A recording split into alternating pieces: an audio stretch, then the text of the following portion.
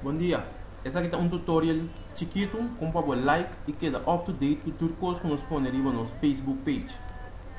Você vai ali, você vai no address bar, você escreve www.facebook.com/komptek, komptek. Enter.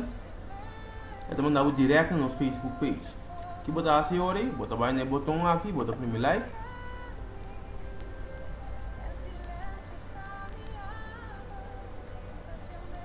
Agora acaba de like, bota para de o botão primeiro vez. Já agora acaba de like, bota para o botão. Clique na get notification. Recebemos notificação cada vez que nos põe um tip novo, põe um concurso, lo que sea que nos põe arriba no Facebook page. Então eu vou botar que queda up to date. Thanks.